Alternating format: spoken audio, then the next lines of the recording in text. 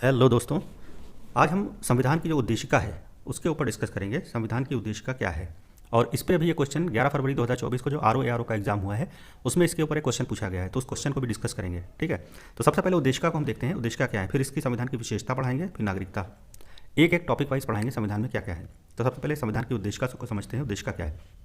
ठीक है, तो उद्देशिका जो है, सामान्यतः प्रत्येक अधिनियम का आरंभ जो होता है उद्देशिका से होता है। यानी कभी भी कोई जो अधिनियम लिखा जाता है या कोई किताब लिखी जाती है तो उससे पहले उसकी प्रस्तावना लिखी जाती है, यानी संपादिकी जिसको कहते हैं। वहीं जब संविधान की किताब बनी तो उसमें जो है संपादिकी जो लिखा गया उसी को उसकी उद्देशिका कहा जाता है, या उसको प्रस्तावना भी कहा जाता है। ठीक है, उद्देशिका या प्रस्तावना, या इंग्लिश में कहते हैं प्रियम्बल, प्रियम्बल बोला जाता है, तो प्रियम्बल लिखा गया। ठीक, तो चलिए इस पर देखते हैं प्रियम्बल क्या है, उसकी पूरी डिटेल को हम समझते हैं, क्योंकि एग्जाम में क्वेश्चन इस पर आता है तो आप कर लीजिएगा। आज के बाद जब भी क्वेश्चन आए तो आप उसको छोड़िएगा मत, कर लीजिएगा पूरा। ठीक, तो देखते हैं। तो उद्देशिका क्या होती है, उसके मुख्य आदर्शों एवं आकांक्षाओं का उल्लेख करती है। किसके, जो अधिनियम बना है, जो रूल्स रेगुलेशन बनाए गए हैं उसको, उसके आदर्श और आकांक्षाओं का उल्लेख करती है। ठीक है, तो भारतीय संविधान की जो उद्देशिका है, संविधान निर्माताओं के विचारों को जानने की कुंजी है, यानी एक चाबी है जो संविधान निर्माता थे उनके विचारों को जानने की, यानी उनकी थिंकिंग क्या थी। ठीक है, तो उसी को कहा जाता है उद्देशिका, उनके विचारों को जानने की कुंजी कहा जाता है। अब इसको लिखा किसने था, तो पंडित जवाहरलाल नेहरू ने संविधान सभा में 13 दिसंबर 1946 को प्रस्तुत किया, यानी जवाहरलाल नेहरू ने ही उद्देशिका को लिखा था और 13 दिसंबर 1946 को प्रस्तुत किया, लेकिन 12 जनवरी 1947 को ये अंगीकृत की गई। 22 जनवरी 1947 को इसको स्वीकार किया गया, स्वीकृति दी गई उद्देश्य प्रस्ताव को। ठीक है, ऑस्ट्रेलिया और यूएसए का जो संविधान है उसी से मिला करके ये ली गई है। ठीक है, तो जो है ये जो उद्देशिका है तो ऑस्ट्रेलिया यूएसए के संविधान से मतलब कुछ ना कुछ मिलती हुई है थोड़ी। 42वें संविधान संशोधन में 1976 में इसमें संशोधन किया गया। ठीक है, समाजवादी, पंथ निरपेक्ष और अखंडता शब्द इसमें जोड़े गए 1976 में। किसने, इंदिरा गांधी उस समय प्राइम मिनिस्टर थी, उन्होंने जोड़े थे। पहले हम थोड़ा एक वो देख रहे हैं इसमें उद्देशिका में, उसके बाद फिर इसकी पूरी डिटेल को हम समझते हैं। ठीक है, तो अब जरा हम पढ़ते हैं उद्देशिका हमारी है क्या, प्रस्तावना यानी प्रियम्बल है क्या। प्रियम्बल है क्या, तो हम भारत के लोग भारत को एक संपूर्ण प्रभुत्व संपन्न समाजवादी पंथ निरपेक्ष लोकतंत्रात्मक गणराज्य। ठीक है, ये जो है हम भारत के लोग का मतलब भारत की जनता से है यहाँ पर। अभी हम इसको डिस्क्राइब करेंगे कायदे से। ठीक है, पहले आप इसको जान लीजिए क्या है। संपूर्ण प्रभुत्व संपन्न का मतलब होता है सोवरेन कंट्री, यानी हमारा सिक्का खुद का चलना चाहिए, अपना सिक्का चले यहाँ। ठीक है, अपने नियम कानून हम खुद बनाएंगे, अपने हिसाब से स्वतंत्र रहेंगे, किसी के अधीन नहीं रहेंगे। इसका मतलब होता है संपूर्ण प्रभुत्व संपन्न। ठीक है, सोवरेन बोला जाता है इंग्लिश में।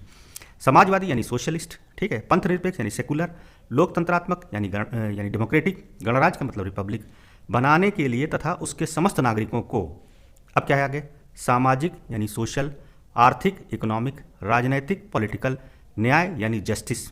ठीक है, इतनी चीज़ें दिलाने के लिए, विचार यानी थॉट समय, अभिव्यक्ति एक्सप्रेशन, विश्वास यानी क्रेडिबिलिटी जिसको हम कह सकते हैं विश्वास को, या फेथ भी कह सकते हैं, धर्म और उपासना यानी वर्शिप, धर्म और उपासना को हम कहते हैं इंग्लिश में वर्शिप। ठीक है, की स्वतंत्रता, इन सभी की स्वतंत्रता होनी चाहिए। और क्या होना चाहिए संविधान में, प्रतिष्ठा और अवसर की समता। प्रतिष्ठा और अवसर की समता का मतलब इक्वालिटी होना चाहिए, स्टेटस एंड अपॉर्चुनिटी, स्टेटस मिलना चाहिए और अपॉर्चुनिटी सबको एक समान होनी चाहिए प्राप्त कराने के लिए। ठीक है, तो सभी लोगों को समान अवसर और प्रतिष्ठा मिलने के लिए, प्राप्त कराने के लिए अब क्या होना चाहिए, उन सब में व्यक्ति की गरिमा, व्यक्ति की गरिमा यानी स्टेटस, गरिमा, गरिमा जिसको बोला जाता है व्यक्ति की गरिमा, और राष्ट्र की एकता और अखंडता, एकता और अखंडता को कहते हैं इंटीग्रिटी। ठीक है, सुनिश्चित करने वाली बंधुता, बंधुता का मतलब फ्रेटर्निटी। ठीक है, सुनिश्चित करने वाली यानी फ्रेटर्निटी बढ़ाने के लिए दृढ़ संकल्प होकर अपनी इस संविधान सभा में आज दिनांक 26 नवंबर 1949 को हमारा संविधान बनके तैयार हो गया था। ठीक है, लेकिन लागू हुआ था 26 जनवरी 1950 को। ठीक है, वो भी हम बाद में देखते हैं। तो उस जो तारीख थी हमारी, उस तारीख को भी हमने इसमें डाला है। ठीक है, उद्देशिका में यानी प्रस्तावना में। तो कौन सी तारीख थी, शुक्ल सप्तमी संवत 2006 विक्रमी। ये चूंकि हमारा विक्रम संवत है इसलिए इसको लिया गया है इसमें। ठीक है, विक्रम संवत। और एतद द्वारा इस संविधान को अंगीकृत, अधिनियमित और आत्मार्पित करते हैं, यानी एडॉप्ट करते हैं। अधिनियमित, आत्मार्पित करते हैं, यानी हम क्या करते हैं, एडॉप्ट करते हैं, इनैक्ट करते हैं, और give to our self the constitution. इसका मतलब ये हुआ। ठीक है, यानी एडॉप्ट करते हैं, इनएक्ट करते हैं और give to our self the constitution. तो ये इतनी सी हमारी उद्देशिका है, छोटी सी, और इसी से पूरा हमारा संविधान डिस्क्राइब हो जाता है कि इसके अंदर, किताब के अंदर है क्या, यानी जो प्रस्तावना लिखी गई है उससे पता चलता है कि हमारे संविधान के अंदर क्या है पूरी किताब। अब किताब खोल के हम पढ़ेंगे, उसमें एक एक आर्टिकल्स को, एक एक भाग को, ठीक है, एक एक अनुच्छेद को, एक एक भाग को जब पढ़ेंगे तो उसमें डिटेल हमको समझ में आएगी क्या है। ठीक है, अभी फिलहाल हम उद्देशिका पर डिस्कस करते हैं, पूरा उद्देशिका क्या है और इसको डिस्कस कर रहे हैं। ठीक है, थोड़ा सा वीडियो है, 15-20 मिनट का रहेगा आपका, लेकिन बहुत काम का वीडियो है, आपके लिए बहुत काम आएगा। जो भी IAS PCS का एग्जाम दे रहे हैं, अदर कोई RO को दे रहे हैं, या कोई भी स्टेट लेवल का या सेंट्रल गवर्नमेंट का एग्जाम दे रहे हैं, उसमें सब में काम आएगा। ठीक है, चलिए देखते हैं आगे। अब क्या हुआ, अब थोड़ा सा इसमें एक चीज़ और देख लें हम कि इसमें जो इसकी भाषा है पहले उसको समझ लें हम भारत के लोग, ये क्या है इसका मतलब, we the people of India. ठीक है, आरंभ उद्देशिका का यहीं से होता है, हम भारत के लोग, यानी यहीं पर बात खत्म, यानी पूरा संविधान जो है वो देश की जनता में ही निहित है। ठीक है, we the people of India, हम भारत के लोग, इसका मतलब ये है कि संविधान का मूल स्रोत भारत की जनता है। ठीक है, वहीं समस्त शक्तियों का केंद्र बिंदु है। संविधान द्वारा प्रदत्त संप्रभुता जनता में ही निहित है, यानी सोवरेनिटी जो है केवल यहाँ की जनता में निहित है, यानी जनता सर्वोपरि है, जो वो चाहेगी वो होगा। ठीक है, यानी IAS IPS अधिकारी कोई वैल्यू नहीं, किसी नेता की कोई वैल्यू नहीं, किसी मंत्री की कोई वैल्यू नहीं, प्रधानमंत्री की कोई वैल्यू नहीं, जनता सर्वोपरि है। वो चुन के भेज रही है तो उसके लिए आपको काम करना है, लेकिन होता ठीक उसको उल्टा है, वो जनता से अपनी सेवा करवाने लगते हैं। ठीक है, आज के टाइम में भारतीय संविधान उसकी इच्छा का परिणाम है। ठीक है, ये शब्द जो है कहाँ से लिए गए, संयुक्त राष्ट्र संघ के चार्टर से लिए गए हैं। अब संयुक्त राष्ट्र संघ क्या है, यूएनओ से लिए गए, यूएनओ के चार्टर से लिए गए। तो आपका ऑप्शन अगर जो आए कि ये हम भारत के लोग कहाँ से लिया गया है, तो यूएनओ के चार्टर से लिया गया है। लेकिन अगर जो ऑप्शन में USA दिया गया है, अमेरिका के संविधान, तो वो भी ठीक हो जाएगा। अगर जो ये दोनों दिए हैं, यानी यूएनओ और USA दोनों दिए हैं, तो यूएनओ पे ही टिक करेंगे आप। ठीक है, और अगर जो यूएनओ नहीं दिया है तो USA पे लगा सकते हैं आप। ठीक है, तो यहाँ से ये लिया गया है, हम भारत के लोग। ठीक, तो संयुक्त राष्ट्र संघ के चार्टर से लिया गया है। अब देखते हैं हम आगे, दूसरा शब्द इसमें आता है संप्रभुता। ठीक है, अभी RO का एग्जाम जो 11 फरवरी का हुआ है, तो इसमें ये पूछा गया है कि सबसे पहले कौन सा शब्द आया, फिर उसके बाद कौन सा आया, तो क्रमवार देखते हैं अभी, और इसके ऊपर भी MCQ लगाएंगे तो आपको समझ में आ जाएगा, क्वेश्चंस लगाएंगे अभी। ठीक है, दूसरा है संपूर्ण प्रभुत्व संपन्न, यानी सोवरेन। सोवरेन का मतलब होता है संपूर्ण प्रभुत्व संपन्न, सोवरेन राष्ट्र होगा भारत। सोवरेन का मतलब अपना डिसीजन खुद ले, यानी भारत अपने आंतरिक एवं बाह्य मामले में किसी विदेशी सत्ता या शक्ति के अधीन नहीं है, यानी किसी दूसरे देश पर डिपेंड नहीं है, अपने डिसीजन खुद लेगा। यानी कि पहले इंग्लैंड के गुलाम थे ना हम लोग, तो इंग्लैंड वालों के अधीन रहते थे, तो जो वो बताएंगे वही हम करेंगे, उन्हीं का नियम चलेगा। लेकिन ऐसा नहीं है, अब हम लोग संप्रभु हो गए हैं, यानी सोवरेन हो गए, हम लोग अपने डिसीजन खुद लेंगे, यानी अपना सिक्का चलाएंगे, खुद अपना सिक्का चलेगा यहाँ। ठीक है, और संप्रभुता जनता में निहित है। तो इसी के अनुसार जो है राष्ट्रकुल यानी कॉमनवेल्थ की सदस्यता भारत की संप्रभुता के प्रतिकूल नहीं है, क्योंकि वह इसका पूर्णतः स्वैच्छिक सदस्य है। ठीक है, तो भारत जो है वो राष्ट्रमंडल जो है, राष्ट्रकुल जिसको बोला जाता है, उसका सदस्य है, तो इसलिए भारत की संप्रभुता के प्रतिकूल है, प्रतिकूल नहीं है। ठीक है, तो संप्रभुता का मतलब हम समझते हैं, आप समझ गए होंगे। उसके बाद फिर आ जाता है समाजवादी, सोशलिस्ट। सोशलिस्ट क्या होता है, ये जब मूल संविधान लिखा गया था, मूल प्रस्तावना जब लिखी गई थी प्रियम्बल, तो उसमें ये शामिल नहीं था सोशलिस्ट। इसको 42वें संविधान संशोधन के द्वारा जोड़ा गया। ठीक है, उस समय इंदिरा गांधी यहाँ की प्राइम मिनिस्टर थी, तो उन्होंने इसको जोड़ा था। इसके पीछे भी एक कारण था। ठीक है, इन्होंने 3 शब्द जोड़े थे, समाजवादी और धर्मनिरपेक्ष और अखंडता। ठीक है, तो उस समय इनकी काफ़ी किरकिरी हो रही थी कि ये एक कट्टर नेता हैं, एक मतलब ये थोड़ा सा मतलब एक तरफा ये रहती हैं हमेशा। ठीक है, तो इन्होंने अपनी छवि को सुधारने के लिए किया था, इसमें जो जोड़ा था। ठीक है, तो समाजवादी शब्द जो जोड़ा गया, ये 42वें संविधान संशोधन करके जोड़ा गया। ये पहले जो था उद्देशिका में नहीं था। ठीक है, मूल उद्देशिका में नहीं था, प्रस्तावना में, यानी मूल प्रस्तावना में शब्द नहीं था। ठीक है, तो भारत का समाजवाद लोकतांत्रिक समाजवाद है, जो नेहरू जी की अवधारणा पर आधारित है। तो समाजवादी का मतलब यही हो गया।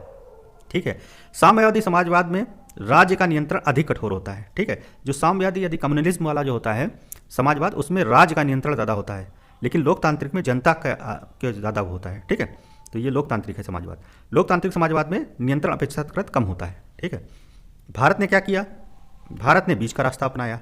बीच का रास्ता कैसे अपनाया, भारत ने बीच का रास्ता अपनाकर मिश्रित व्यवस्था को जन्म दिया। ठीक है, अब भारत के विभिन्न जो उपबंध हैं, जैसे आर्थिक न्याय, ठीक है, भाग 4 में है, और आर्टिकल 39 में है, 39B में है, C में है, समाजवादी दृष्टिकोण को दर्शाता है। ठीक है, तो ये है आपका समाजवाद। फिर आ जाते हैं इसके जो शब्द हैं, और समाजवाद के बाद फिर आता है आपका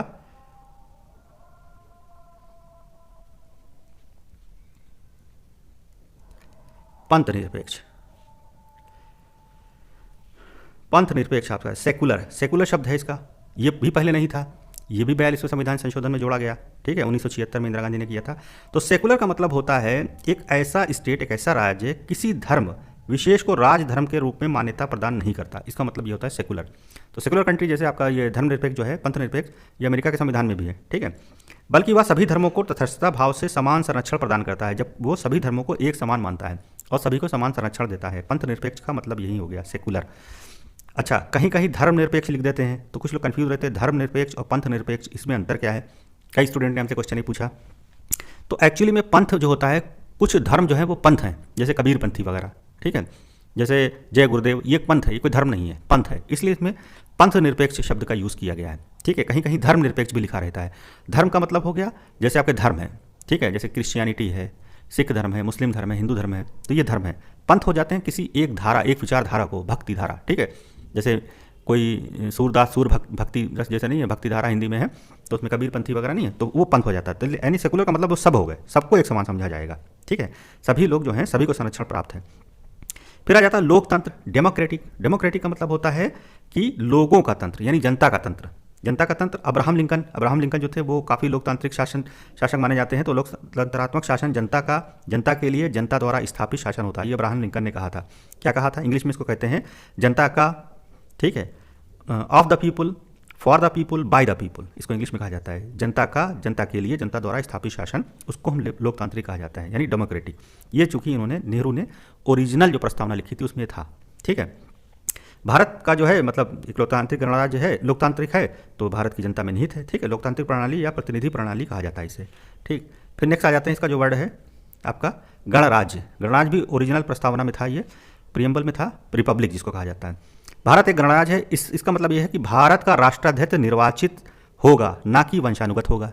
जैसे इंग्लैंड में है, वहाँ की महारानी क्या होती है? वंशानुगत होती है, ठीक है, लेकिन वहाँ प्रधानमंत्री भी है, तो वहाँ पर लोकतंत्र भी है और राजशाही भी है। लेकिन भारत में ऐसा नहीं रखा गया। यहाँ राष्ट्राध्यक्ष तो होगा, यानी राष्ट्रपति, लेकिन वो निर्वाचित होगा, मतलब उसको चुना जाएगा, ये नहीं कि खानदानी चला आ रहा हो, ठीक है। गणराज्य के सभी नागरिक समान होते हैं, अथवा किसी भी लोक पद हेतु निर्वाचित हो सकते हैं, यानी सभी नागरिक एक समान है, कोई भी व्यक्ति राष्ट्रपति भी बन सकता है, प्रधानमंत्री भी बन सकता है, ठीक है। तो रिपब्लिक बोला जाएगा इसको, वो बन सकता है, यानी कि वंशानुगत चला आ रहा हो, ठीक है। और इंग्लैंड में क्या है? लोकतंत्र के साथ राजतंत्र को अपनाया गया। चलिए, तो ठीक है, हमने बता ही दिया आपको। संविधान की प्रस्तावना द्वारा अपने नागरिकों को क्या दिए गए हैं? न्याय, जस्टिस, स्वतंत्रता, समानता सुनिश्चित कराने का संकल्प व्यक्त किया गया है। न्याय क्या होते हैं? न्याय 3 प्रकार के होते हैं। कौन कौन से होते हैं? सामाजिक न्याय, सोशल न्याय होता है, सोशल जस्टिस बोला जाता है, इकोनॉमिक जस्टिस, आर्थिक न्याय होता है, राजनीतिक पॉलिटिकल जस्टिस। स्वतंत्रता क्या और कौन सी होती है? फ्रीडम, विचारों की स्वतंत्रता होनी, मतलब विचार हमारे स्वतंत्र होना चाहिए। अभिव्यक्ति यानी बोलने की आज़ादी होना चाहिए, हम अपने विचार रख सकते हैं, ठीक है। विश्वास यानी फेथ की होना चाहिए, ठीक है, फ्रीडम। धर्म की स्वतंत्रता होना चाहिए, यानी वर्शिप की स्वतंत्रता होना चाहिए। समानता क्या क्या होना चाहिए? इक्वालिटी, तो प्रतिष्ठा की और अवसर की, यानी हमको सबको जो है प्रतिष्ठा और अवसर मिलना चाहिए, अपॉर्चुनिटी मिलना चाहिए, स्टेटस मिलना चाहिए, ठीक है। तो प्रस्तावना जो है अपने सभी नागरिकों में ऐसी बंधुता बढ़ाने का संकल्प लिया गया जो व्यक्ति की गरिमा तथा राष्ट्र की एकता और अखंडता को सुनिश्चित करने वाली है। और अखंडता शब्द जो है वो भी 42वें संविधान संशोधन के द्वारा जोड़ा गया, यानी 3 शब्द जुड़े थे, समाजवादी, पंथ निरपेक्ष और अखंडता। ये इंदिरा गांधी ने 42वें संविधान संशोधन 1976 में जोड़ा था, ठीक है। और उद्देशिका के अंतिम भाग में लिखा है, संविधान को अंगीकृत करने तथा अधिनियमित करने की तिथि का वर्णन किया गया। 26 नवंबर 1949 को इसको एडॉप्ट कर लिया गया और इनैक्ट हो गया, ठीक है। तो ये आपका थोड़ा सा है, और देखिए यहाँ पर लिखा है 26 नवंबर को एक्सेप्ट कर लिया गया। विधि दिवस के रूप में 26 नवंबर, चूंकि जब लागू हुआ था तो 26 जनवरी 1950 को लागू हुआ था, तो 26 नवंबर को हम विधि दिवस के मनाते हैं, कानून दिवस के रूप में मनाने लगे। यूपी पीसीएस का क्वेश्चन है ये, उत्तराखंड पीसीएस का, ठीक है, उसमें पूछा गया था। तो भारतीय संविधान के प्रस्तावना में जिन उद्देश्यों एवं आदर्शों को अंतर्निविष्ट किया गया है, उनकी व्याख्या मूल अधिकारों, राज्य के नीति निर्देशक सिद्धांतों एवं मौलिक कर्तव्यों के अध्यायों में की गई है, ठीक है। हमारे संविधान निर्माता एक ऐसे कल्याणकारी राज्य यानी वेलफेयर स्टेट की स्थापना करना चाहते थे जो बहुजन हिताय बहुजन सुखाय पर आधारित हो। ये इंपॉर्टेंट क्वेश्चन आ सकता है एग्जाम में, ठीक है। इस प्रकार जो है संविधान की प्रस्तावना उसका अभिन्न अंग है। प्रस्तावना जो है वो संविधान का अभिन्न अंग है। अब इस पर डिस्कस करेंगे कि अभिन्न अंग है कि नहीं है, कई बार केस हुआ, तो कौन कौन से केस है वो डिस्कस करेंगे। यह महत्वपूर्ण एवं उपयोगी है। इसमें शासन के उद्देश्यों का उल्लेख, इसका उपयोग संविधान के अस्पष्ट उपबंधों के निर्वाचन में किया जा सकता है, किंतु यह संविधान के स्पष्ट प्रावधानों को रद्द नहीं कर सकती, ठीक है, और ना ही न्यायालय द्वारा प्रवर्तित कराया जा सकेगी। इसका संशोधन किया जा सकता है, किंतु उस भाग का नहीं जो संविधान का आधारभूत ढांचा है, यानी संशोधन किया जा सकता है लेकिन आधारभूत ढांचे का नहीं। लेकिन इस पर कई बार केस हुआ, तो उस केस को भी हम डिस्कस करेंगे आपसे, ठीक है। तो ये आपकी जो प्रस्तावना है या प्रियम्बल जिसको हम कहते हैं इंग्लिश में, या उद्देश्य का, उसकी पूरा संक्षिप्त सार था। अब हम कुछ इंपॉर्टेंट नोट्स के ऊपर आ जाते हैं कि जो परीक्षा की दृष्टि से जो एग्जाम में पूछा जाता है, तो उसके ऊपर थोड़ा सा डिस्कस कर लेंगे, लेकिन इसके ऊपर पूरा सा थोड़ा सा डिस्कस करते हैं आपको, ठीक।